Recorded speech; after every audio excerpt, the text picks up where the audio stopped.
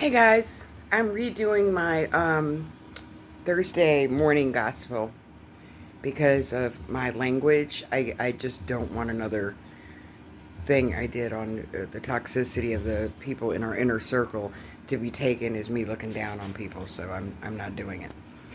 But I have a really great verse in Isaiah, and I'm debating whether to use it on the gospel, morning gospel message. An average of 400 see that message. Thank you for your faithfulness, by the way.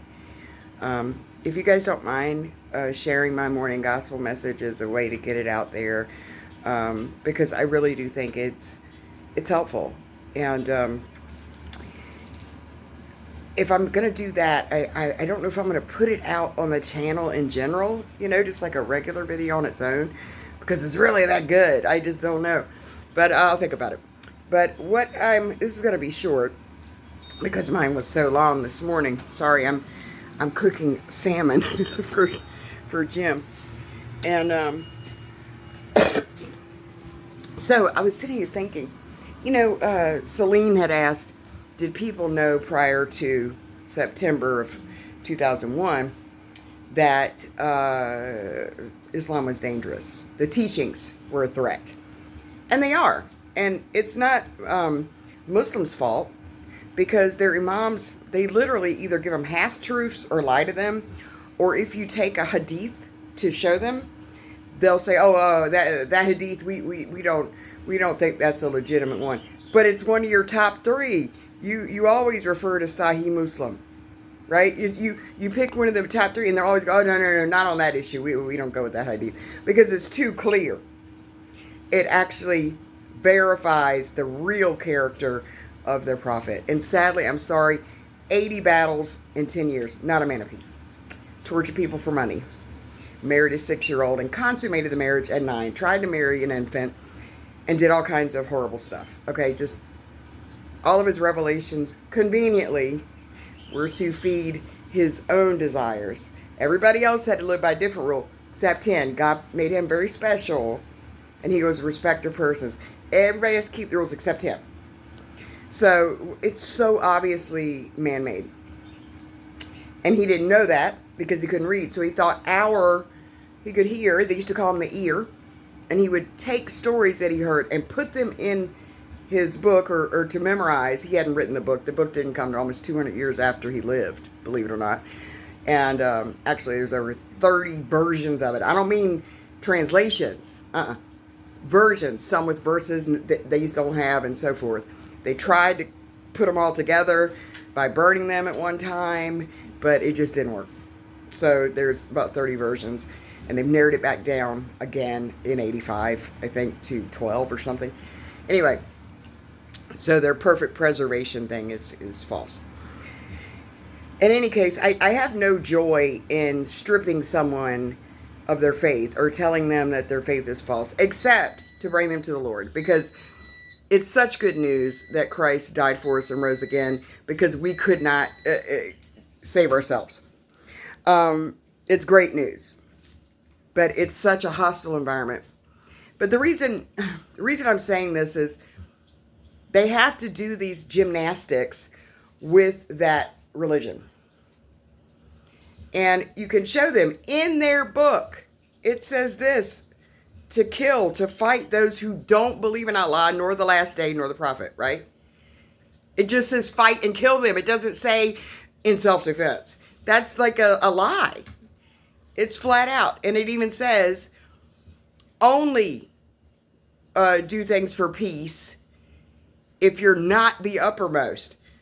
Which means when you're in control, peace is thrown out the window. You can force people to convert or death or pay jizya, which makes you submit to a second-class citizenship where you have to pay like a tax to continue in your own faith of something else.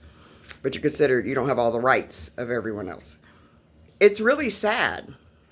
And as much as I love the Lord, I don't want the United States to be a theocracy, because not everyone has my faith.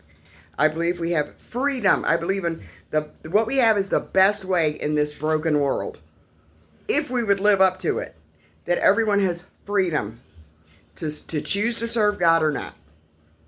Right? They have a choice. However, this is my point today. Our faith constantly have lies told about it. Constantly claiming, oh, it's not true, it's myths, there's nothing that proves it. It's so accurate, they used to use it for archaeological digs to find things. They've never found anything archaeologically that opposes it. Now, they've said things like, oh, we can't find it, so they probably didn't exist until they did find it. So it's a problem for them because they want it to be false. And our faith can stand up to scrutiny. Theirs can't. They tell lies to those poor people that the Kaaba was built by Abraham. Okay, there was 2 Kaabas. One was in Yemen. They destroyed it. Okay, this Kaaba was a pagan temple. Wasn't built by Abraham. Never was. Wasn't even there till after the 4th century, because there was a 3rd century historian that traveled all of the deserts to find temples, to make a book on where temples were located for which religions. Wasn't there. 1,100 miles away from where Abraham lived. Secondly, Ishmael was not the child of promise. He cast Ishmael out. Isaac was. And he also lived many, many, many years before, thousands of years before the Kaaba was ever built. But nobody tests it. Nobody asks, why do they circumvent 7 times around this thing and kiss a rock that fell from the heavens?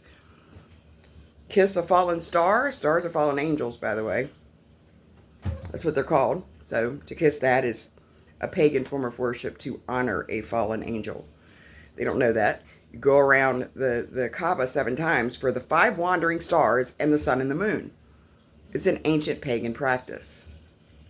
So it was like religion soup. He just combined some Gnostic Christianity. That's where he got the story with the clay pigeons about Jesus as a baby. That was a false, not inspired gospel record written about Jesus that the church said, we know it's not really inspired. But it was a popular story in Arabia in the 600s. So we know where he gets it. He knows with the dual Carnain story is just a retold myth about Alexander the Great going so far that he found where the sun set in a muddy pool. It's a retelling of Alexander the Great, but he claimed it's a divine revelation. It's really sad. And the reason I'm bringing this up is that you can preach to Muslims by polemics. You can tear down their faith. Some people, they get mad, and sometimes you need to do that. However, I find it boils down to 5 or 6 of the same things they say against Christianity. And you can answer them easily. And it's their questions are flawed. So I will probably do a list of maybe 1 a day during the God. I'll do like a series for the week. 1 a day, answer this question for, their objection to our faith. True faith can stand against scrutiny. It can be tested. You can verify it. I do not believe what I believe because I feel like it. It's a wonderful message, but if there weren't historical, archaeological, and other like human nature evidence and eyewitnesses to this event, and things that would not logically happen if it hadn't have occurred, I wouldn't have this faith. There is a lot of evidence for Jesus Christ as a person historically, for his crucifixion, and for the empty tomb, as well as the resurrection itself. Seen by 500 people at once, Paul said, who were still alive at the time of writing that letter. Most of them were. You could ask them. I saw him preaching. He was dead as a doornail. And a week later, he was up walking around preaching or whatever. They could be an eyewitness testimony.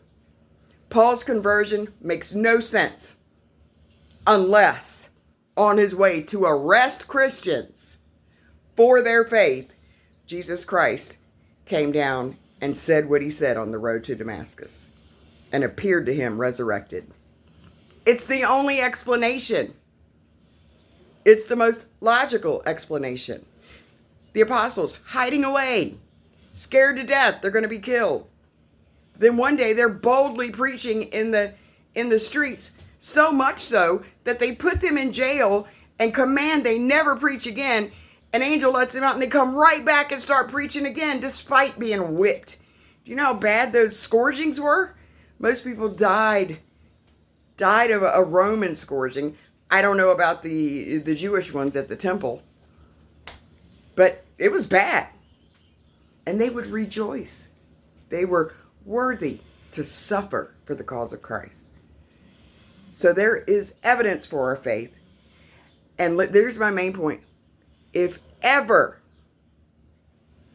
someone tells you something against faith, against your faith, and they can't handle scrutiny, or if they come to you with this is for anyone, not just believers.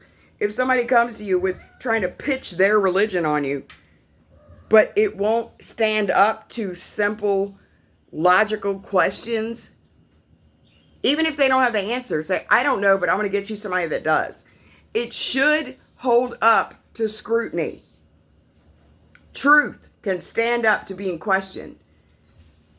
So Christianity does. It doesn't mind being questioned. We don't always have all the answers, each one of us, but we can point to people that do, that can answer them. But these other religions do not. It is blind faith. Blind.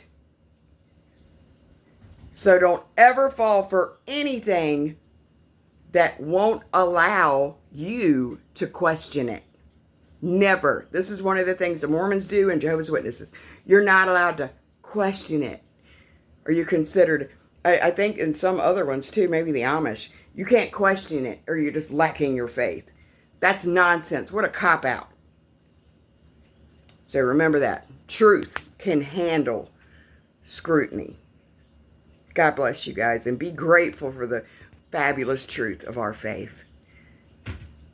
God bless. Have a great day.